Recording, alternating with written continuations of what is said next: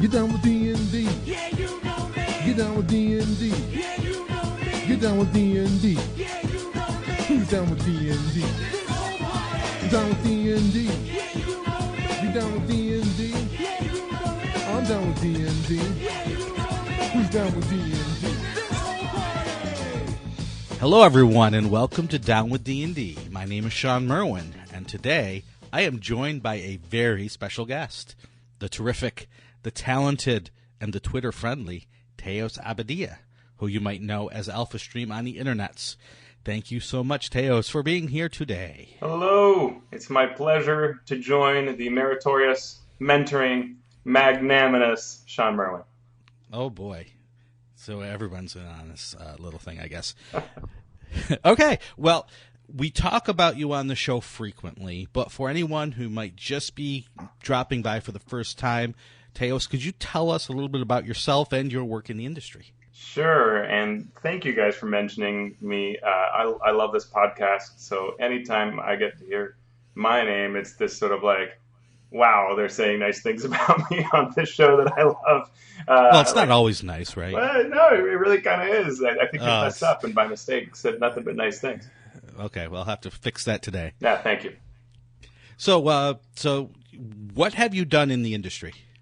Since a long time ago, through organized play, I've been involved first as a volunteer and then eventually paid to create a variety of neat adventures and other types of material for Wizards of the Coast, for other companies as well. Probably culminating in the book that you and I worked on, the Acquisitions Incorporated hardback book. That was an amazing dream project. I've also been working with Dwarven Forge a lot. I just did some late development work that I turned in. So they have adventures, these huge, big adventures around their terrain. And one of them is available now free on their website, Dungeon of Doom. And then Caverns Deep, which was the Kickstarter after that, is going to be out soon for people. Wow, so that's probably a lot of words written. It's a terrific amount of words, and they're a company that's just so incredibly creative. So they want every encounter to have just like really neat, off-the-wall ideas, which is fun creatively. Mm-hmm. And when you have that terrain to work with, it's probably cool to be able to draw inspiration from that. It's really cool, though. There are so many neat things in each room that the biggest challenge, and it's been really cool for me as a writer, is to try to not spend a billion words and make it too complicated, because there's just so much neat stuff in the room you want to talk about and have it do something when the players interact with it. Like every drop of blood or every little dent in the in the floor, right? Yeah, totally. Cool. So today, after our announcements, we're going to get to our main topic, which is organized play, something that you and I know at least a little bit about. Talk a little bit about Ashes of Athos and what you did with that. Sure. So when 4E was humming along, there was the main campaign was the Living Forgotten Realms that you know well because you're a huge part of it. Living Forgotten Realms was just like this core, huge campaign, and anybody who's doing organized play, this is what they played and what they saw. And unlike previous editions, there weren't multiple other campaigns out there. There was really just sort of this one way to do it. And at one point, Wizards and Baldman Games said, what if for the upcoming Dark Sun release, we do kind of an auxiliary campaign, a secondary campaign, and the cool thing was they gave a lot of freedom to create a campaign in the way that we wanted to do it. I ended up being part of the early design team, one of the first people in, and so we were able to play with the campaign, with the structure, with the tone and the rules, all of it. So we did things like sets of trilogies that we would release 3 times a year, 3 mods, and each could be played on its own, and that would be fun, or you could play the trilogy, and that felt sort of like a book chapter, or you could play the whole year, and that was like you really read the whole novel, and then you could play the next year and have sort of the next novel, and it felt like that, And then we did a lot of innovative things for its time, like really saying no to all of the different character options that people had when they didn't fit the world of Dark Sun. Mm-hmm. So that gave it a really strong theme. And so it had a lot of acclaim for that. Okay. So, yeah, when we do talk about organized play, I think we're going to get into like a point and counterpoint about the different ways that you can create one to meet the different goals that you're reaching for your campaign. Yeah, totally. So it'll be great to call on your on your expertise for that, because I wrote, I think, one adventure for it. Yeah. And I played and I ran it a little bit, but I wasn't, in the nitty-gritty of the design like you were. So it'll be interesting. It's one area of organized play where I don't know what I'm talking about. So, well, there's probably more. But, that's not possible. So it'll be interesting to get your thoughts on that. But before we talk about our main topic, let's get into one which is of 3 parts, announcement. It's been a while since we talked about new things on the DM's Guild, and 3 things came out recently that caught my eye, and I want to talk about them quickly here. The first is from MT Black, Calimshan Adventurer's Guide. This is a 67-page product costing $7.95. I took a look at it. Very nice art, very nice layout. Calimshan is a part of the Forgotten Realms, a land of intrigue and empire of sands, and home to a million marvels and mysteries. So what this does is it gives you a guide for this area of the realms, including character creation, new subclass options, an introduction to the history, geography, and culture of the land, an overview of the major cities, including Kalimport, the City of Glory, a collection of adventure seeds that can be sewn together into a level 1 to 20 campaign called The Tale of the Twisted Rune, as well as new magic items, new monsters, new NPCs, and much, much more. I don't know how MT Black does it. I don't either. But he just creates and creates and creates, and everything he does is really good. It's what a beautiful, beautiful book. I'm looking at it right here. I've got it. Yeah. And it is, super useful, gorgeous. The layout, which I guess Stacey Allen worked on. It's an incredible, and this is $8. Right. Wow. Yeah, I mean, think back to the days when the Splat books were coming out, first and second edition wise, and now we have people. Obviously MT is in the industry now, but when he started, just putting things up on the DM's Guild, and how far we've come. So if you like Calimshan, the Forgotten Realms, or just good products, give this a check on the DM's Guild. Yeah. There is a link to this one and all the other ones in our show notes. The second thing that came out very recently and is sitting at number 1 on the chart, not surprisingly, is the Bloodhunter class for D&D 5e from Matt Mercer. It is 12 pages of this class, a full class of the martial variety. 12 pages for $8. So at the launch of the DM's Guild, Matt Mercer put up, for pay what you want, this Bloodhunter class. I don't think I'm exaggerating when I say that it being him and it being a pay what you want product probably has more downloads than any product in history of the DM's Guild, probably by orders of magnitude. So what this new version is a cleaned up version that has more art, more layout, and more development done from Matt. And a more fair price. Exactly. So what you get with this, not only a new version of the Bloodhunter class for 5e, it comes with 4 subclasses: Order of the Ghost Slayer, Order of the Profane Soul, Order of the Mutant, and Order of the Lycan. So, Matt being Matt, this is going to get a lot of attention. With the new Wildmount book coming out, this will also get some more attention. So it's good to see this out there now for actual money, and it'll be interesting to see the feedback on it. I'm not going to get into a step-by-step look at the mechanics of it, but just wanted to let people know, if you don't normally go on the DM's Guild, this might be a good reason to if you're a Critical Role fan. Yeah, it looks great. And last but not least, an Eberron book that caught my eye is called Archetypes of Eberron, 31 Subclasses by Will Brole, Imogen Gingell, and Laura Hirschbrunner.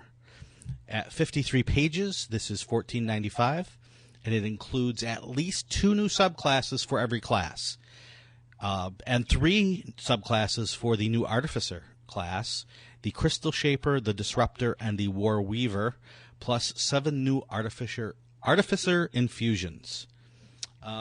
This is what I love. This product specifically is what I love about the DM's Guild, right? Before, we'd get a new setting from Wizards, and everyone would wait and hope that maybe they put out a new supplement to back this setting.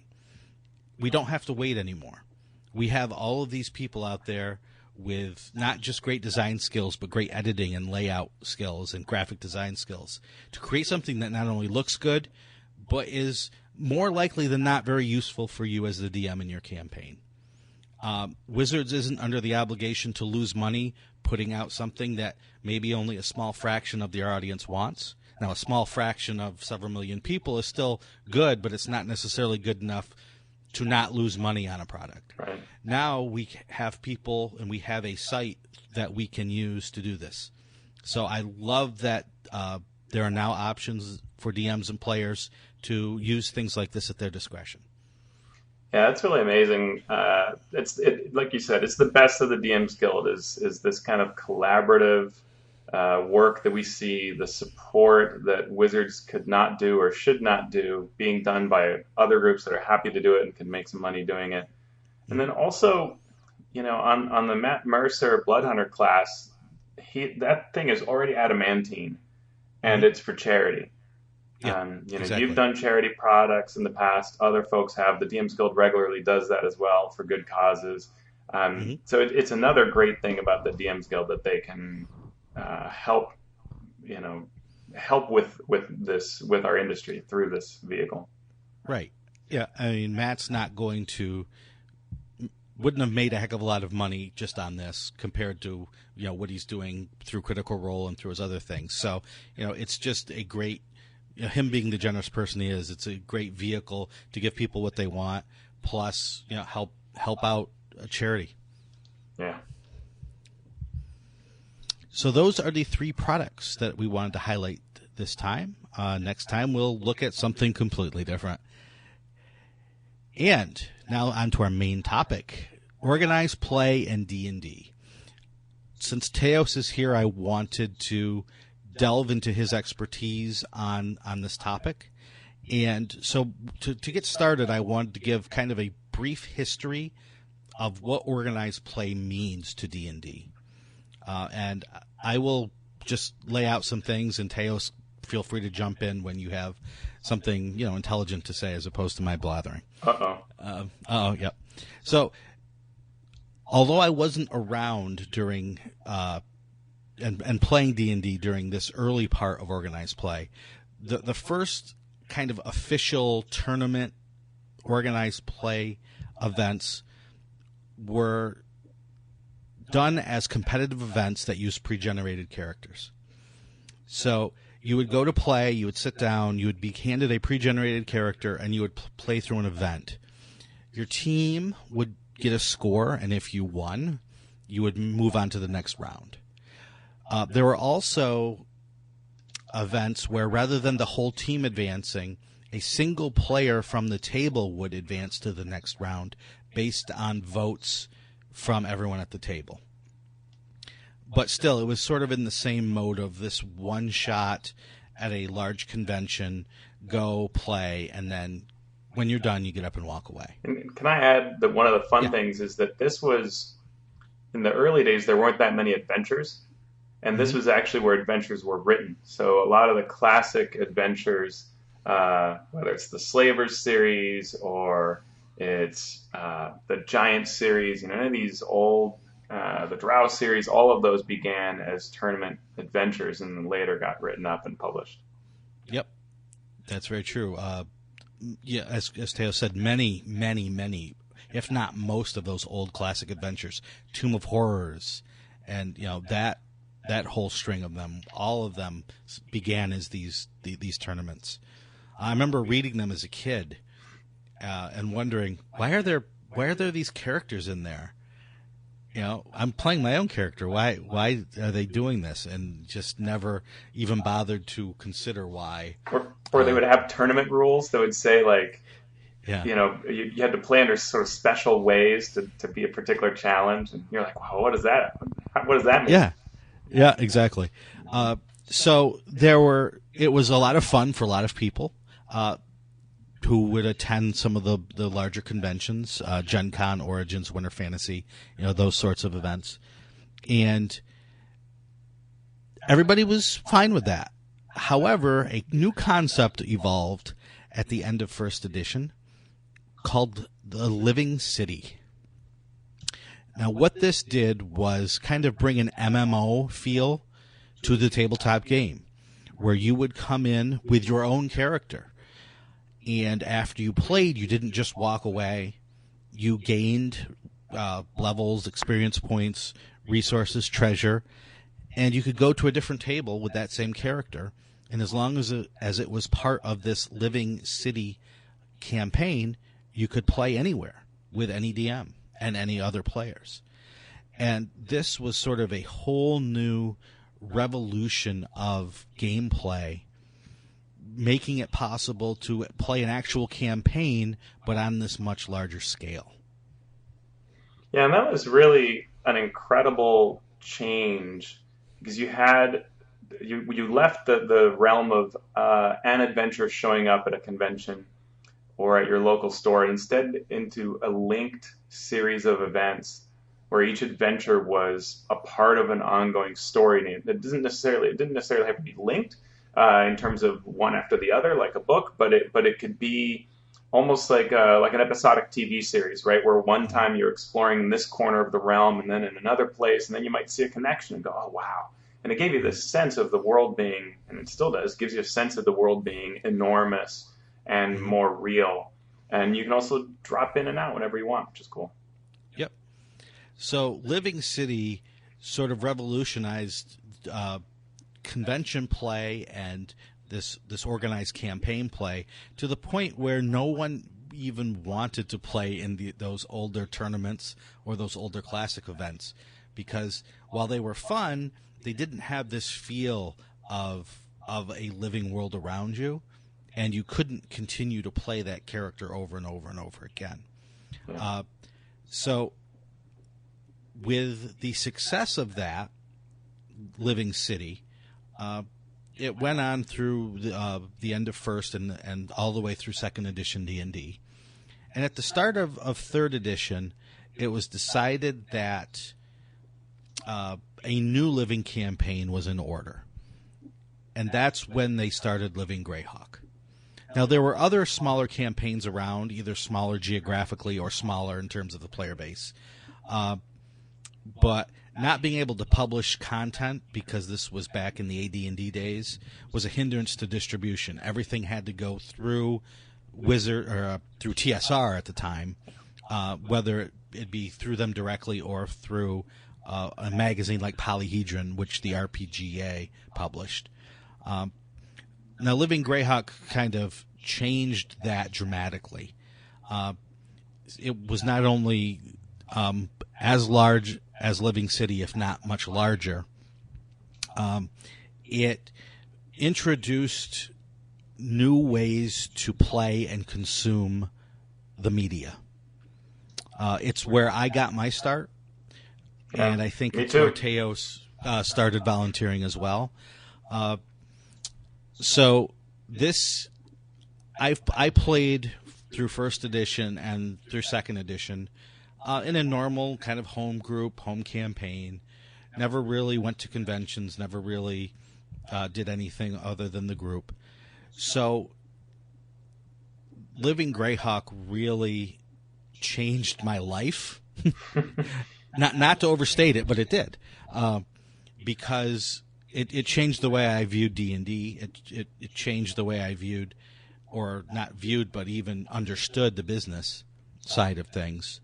And it put me in touch with a network of people where I finally realized just how monstrous, large, and life-changing this game could be. Yeah, I think a lot of people feel that way, and it really did have that capacity because of the way it was set up with triads that managed regions. So triad was a group of 3 administrators for each region. The world of Grayhawk was split into these regions, which mapped to real-world sets of states and even countries. And so if you lived in a particular part of the U.S., or you lived in the Netherlands, or you lived in Australia, all those were different regions. And the triads would work with all these local volunteers, and they forever needed more and more people to help. So it was this amazing thing where you could be at a convention and start meeting these people who are making the adventures you're playing or reading and running. And then they'd say, well, why don't you help me? And you're like, wow, suddenly you're working with your mentors, you're learning from them, and you're contributing. So I went from just playing adventures to running the organization of the archers in a region, and then another organization, and then writing for an interactive at a con, and then on and on. And it was very easy to learn and to get your feet wet. Yep. So that was for most of 3rd edition. Well, for all of 3rd edition, Living Grayhawk was the large campaign. There were smaller campaigns that did other things, both within the Wizards of the Coast umbrella and the RPGA umbrella, and outside. But then through 4th edition... Now, can I just say that, because you mentioned Ashes of Athos earlier, and one of the things we did when we did Ashes of Athos was look to the model of campaigns, like some of the ones that you were involved in, like Living, what was the Eberron one? Zendrick Expeditions. Zendrick Expeditions, where you created factions, basically. Mm-hmm. And some of those campaigns back then, even if they were smaller campaigns, really created neat innovations that went on to impact future campaigns. Yep.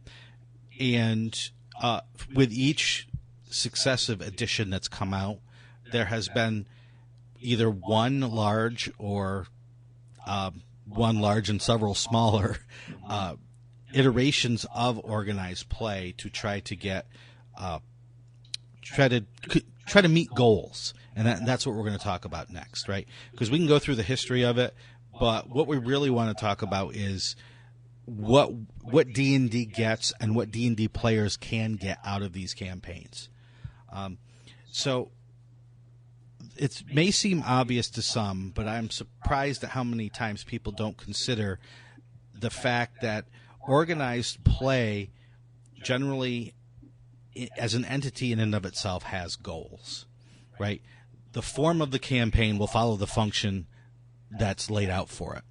So in order to create something useful, you need to know how and why it is going to be used the way it is.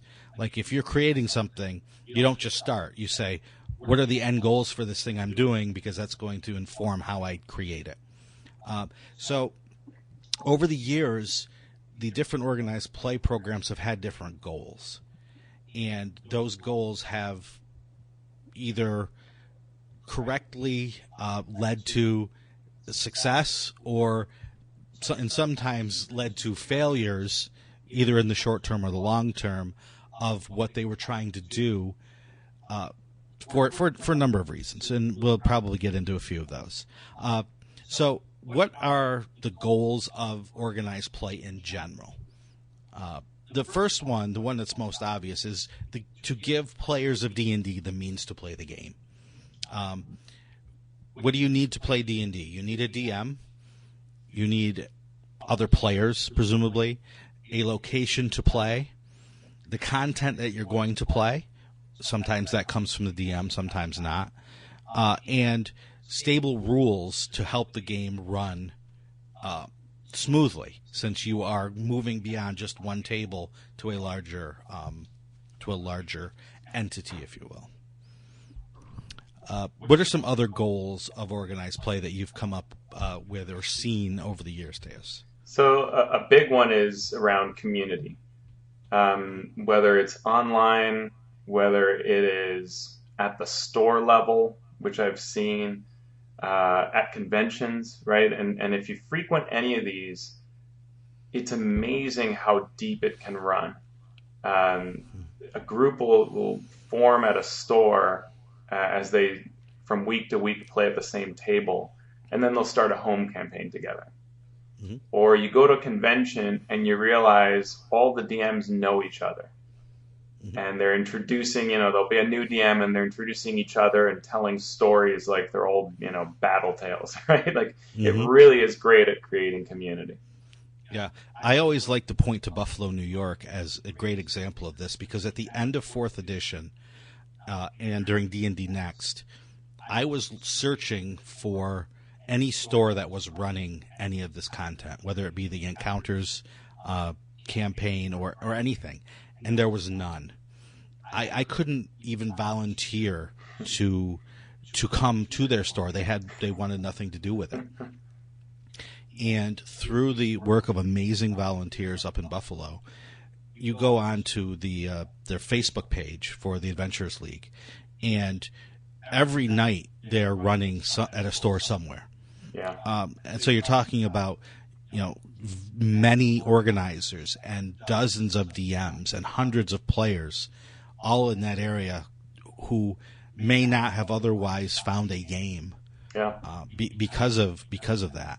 Also, so the community is huge. I think it creates a way to find players that is a bit more stable. So when I first moved to the United States and I would try to find a game, you would go to the gaming store and there would be like a pegboard, and you would put your name up there with your phone number, or you would write down the details from someone else's post and you'd call. And inevitably, at least my luck was, I would find really terrible home campaigns. Mm.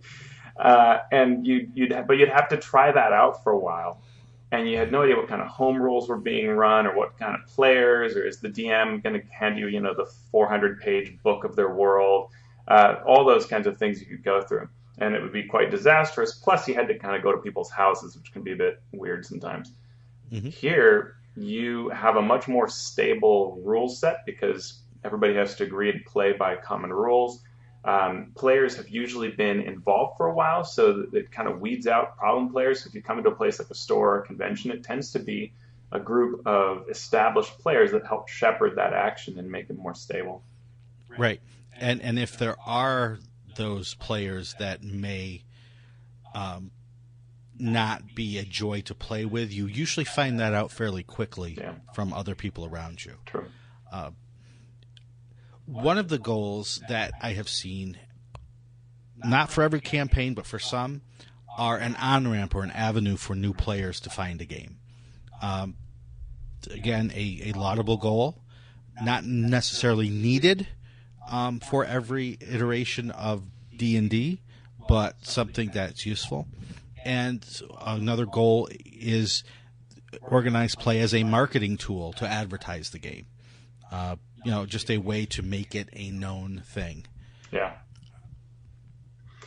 And can you think of any others, or want to comment on any of those, Teos? The marketing aspect can be really huge. There have been years when organized play was really organized around either the storyline that was taking place, and this happened in 4th edition as well. You'd have things like the Drow Ark or the Sundering, or now you have each of the storyline releases, and that marketing aspect can be really huge.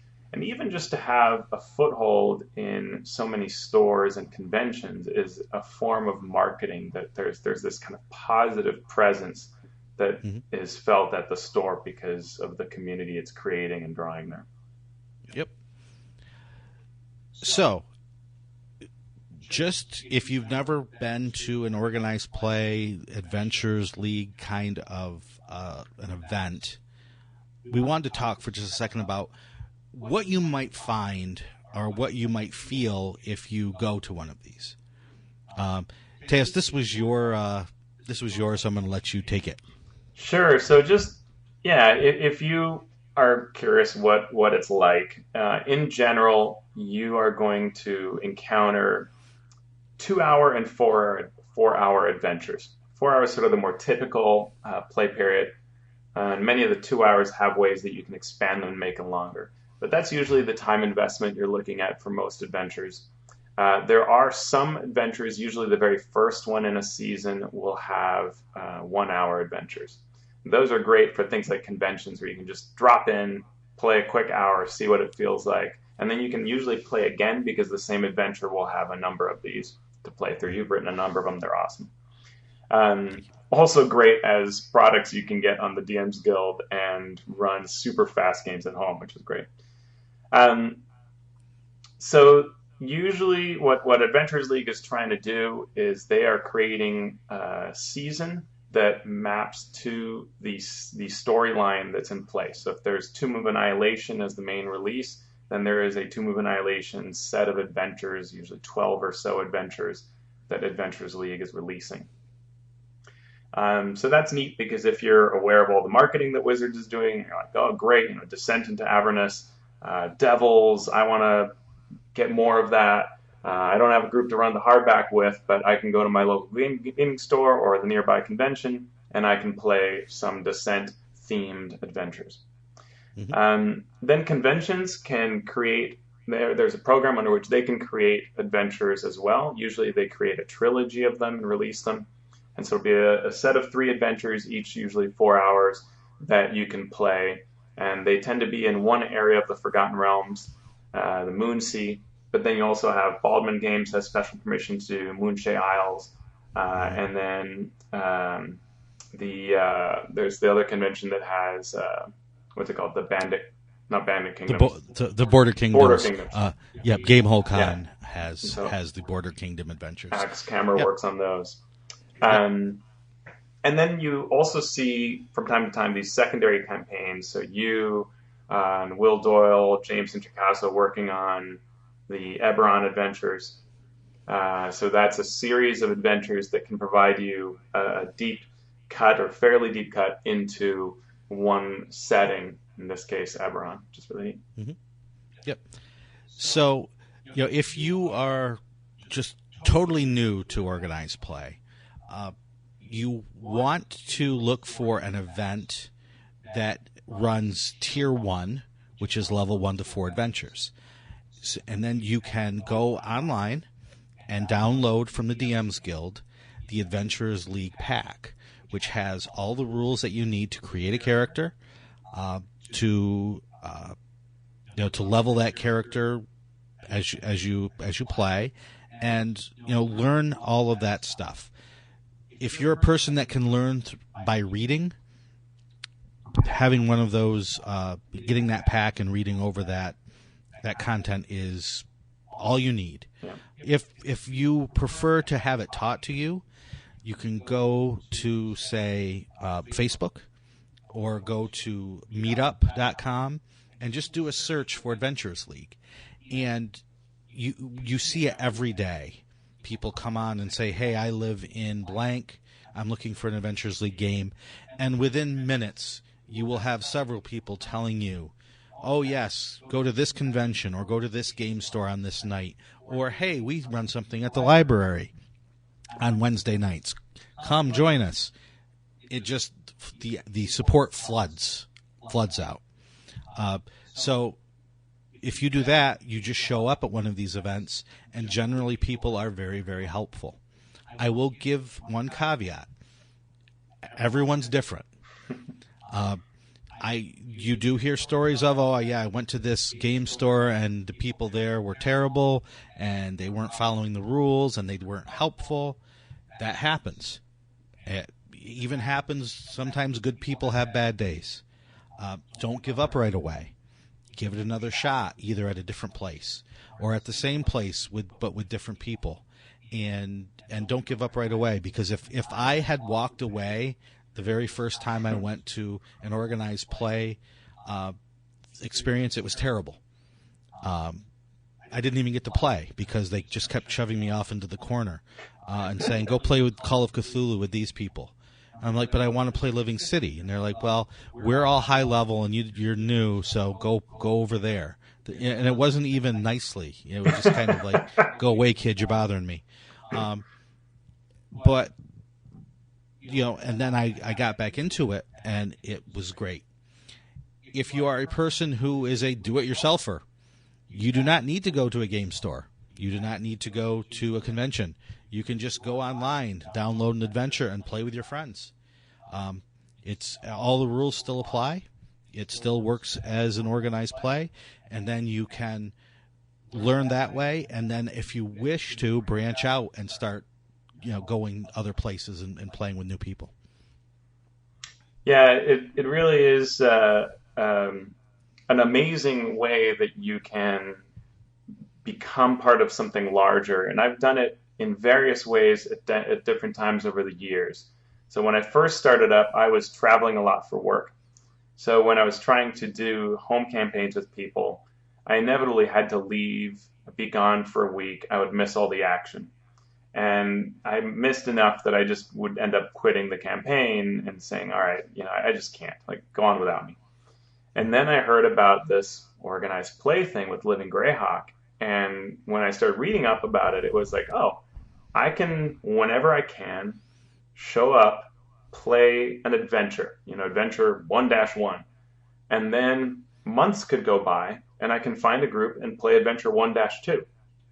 Mm-hmm. It was like playing in a home campaign where I could put the pause button on at any time and then resume, and my character leveled and progressed and all of that. And yeah, it might be different people, but that was also neat because I was suddenly meeting all of these people in the community. Yep. Very similar story here. I live in a small town. There wasn't anyone who was playing D&D. It was my wife and I, and that was it. Living Grayhawk came up. We saw it, and I happened to reach out to someone who said they were interested, and it was someone I knew from college. He brought a couple friends to our house. We played our very first event. I DM'd it. We played. It was lots of fun. Within 6 months, I was going to conventions with these people, playing with them after I had DM'd for them. And we met more and more people in the area, and soon it was a network of people. It was just that first step is always hard. Yeah. But it's generally worth it. And I've done that too, where I've started up play in an area that didn't have it, or kind of like the first story you told, where everybody had sort of played everything. The established players were done with the content that was available, so I had to start a new group, and it can take some time. But I've several times been in a town for a project for a year, and after a couple of months of getting things going, you have this amazing community that is there, and not only there for you, but after you leave, if you leave, it continues. Like, it has this energy that keeps growing and building, aside from the contribution you initially put into it. Excellent. So the last topic we want to talk about is getting involved in organized play. How and the why, right? Why bother? How should I do it? Well, why? Presumably you love D&D if you're listening to this show. And if you want to wring every drop of joy and knowledge out of the game, playing with many different people, many different play styles can be very important. You can learn new things. I know a person who is an excellent player, very creative, writes content. His home game, he didn't know that if you match the AC, you hit. Their group was playing, you had to go one above the AC to hit. So that's something that you just, if you only play with your group, you never realize these things. There's so much to be learned by playing with other people, not just rules, but just everything that goes into the game. For people that want to create content or DM or get a better knowledge of the in-depth rules of things, it's invaluable to meet new people, and this is one of the best ways to do so. What do you think there, Teos? Do you have anything to add? Yeah, I mean, for me, I am eternally thankful to all the tables that I've been able to see in sort of two modes as an author.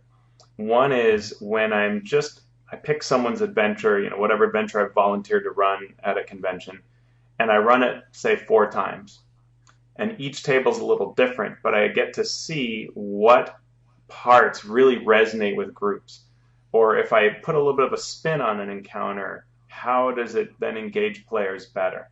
And then next time I'm writing, I'm borrowing from that knowledge, right? And I'm putting that into work. The other one is that when you create your own material and it's at a convention, if you have that happen, and you can see how table after table experiences something you actually built, you learn a lot from that, right? What to do better next time. And so that is just, I mean, I'm eternally thankful for all the lessons that organized play has given to me as a writer. Mm-hmm. So how would you suggest someone going about to be a volunteer? So I would go to where the games are, whether it's a convention or a store, and I would reach out to people who are organizing it, who have usually been down the volunteer path as well, and say, hey, I want to be involved. How can I help? And they will almost always be super willing to help out because you're helping them as well. And so it's a great way to just reach out. Mm-hmm. If you are interested, there are ways for you to create content, even if you aren't writing specifically for the campaign. There are something called CCC adventures, convention created content, where conventions are sometimes looking for people to write. And with the new Pip Yap's Guide to All of the Nine Hells, there is an even more robust, I guess, or wide way for you to create content that you can then deliver to the players. So go to the DM's Guild, download all of the Adventurers League pack, and give it a read. You can go to D&D adventurersleague.org. That's DND adventurersleague.org, and follow what's going on there. If you're on Twitter and Facebook, there is a main Adventurers League Facebook group where all of this is discussed. And just keep an open mind and be willing and able to take advantage of any opportunities that may come your way. That's the best I can say. Yeah, and we should say that the packet that's available with the rules and guidelines for players and DMs that's on the DM's Guild is free. So there's no cost, and they update the same package every time a new season comes out. So once you get it once, you'll get a notification when it's been updated, which is nice. Yep. And hopefully soon, if you are interested in the Eberron Oracle of War campaign, which is under the Adventurers League umbrella, we will be putting out something called the Salvager's Guide to the Mournland, which will give you, as the DM, the ability to create content that your players can play. Right at your table, you don't need to get it approved. You don't need to go through any hoops. You just follow the rules that are in the guide, and you are ready to go. And so you could do that for your home group. You could take that to stores. You could take that to local conventions and game days and play, have people play it. So we're really looking for people to create content and get out and DM it and start spreading their creativity around and giving more play opportunities and better play opportunities to as many people as possible. Anything else, Mr. Abadia? I think that's it. I am a huge fan of organized play, as you are, and thankful to everybody who's involved in it. The admins work hard. Wizards works hard. Maybe one last thing I'd say is that we've talked about D&D organized play, but there are organized play efforts for all kinds of RPGs, and those programs are worth checking out as well. Absolutely. If you like any game, out there that is of a reasonable size, there is probably an organized play campaign or structure that supports it. So usually it's talked about right on the main website of the company. I'm fairly sure Call of Cthulhu has one. Probably. And obviously Pathfinder and any of those games do. So no matter what game scratches your itch, there is probably an organized play campaign or structure out there for you. Thank you, Teos, for coming on to the show. It's my pleasure. Thanks for having me on. No problem. And thank you, our listeners, for listening. I'm going to do a few Patreon shout-outs. We have Craig, just Craig, Eileen Barnes, Richard Wyatt, Jared Rasher, Jim Likes Games, Andrew Dacey, Eric Bontz, Todd Crapper, Schmitty, and Kevin Lovecraft. If you would like to support the show, there are so many things you could do to help. You can go to our Patreon at patreon.com/MMP. This helps pay costs for hosting, editing, etc. We'd appreciate that. If you can't help us with money, please just leave a review on whatever medium you listen to the podcast on. That helps us so much. Or just on social media, or as you're walking down the street, scream out, "Hey, I love Down with D&D." I would so much appreciate that. You can follow me on Twitter at Shawn Merwin, or go to the Misdirected Marks forums, where you can talk to us or any of the hosts of any of the shows. You can also follow the Misdirected Mark channel, Twitter, at Misdirected Mark. Down with D&D is a Misdirected Mark production, the media arm of Encoded Designs. Hey, Teos, where can people follow you on the internet? You can follow me at alphastream.org or on Twitter at Alphastream. Mm-hmm. And what are you going to do now, Teos? I'm going to go kill some organized play monsters. Yay. Get down with D&D. Yeah, you know me. Get down with D&D. Yeah, you know me. Get down with D&D. Yeah, you know me. Who's down with D&D? This whole party. You down with D&D? Yeah, you know me. You down with D&D? Yeah, you know me. I'm down with D&D. Yeah, you know me. Who's down with D&D?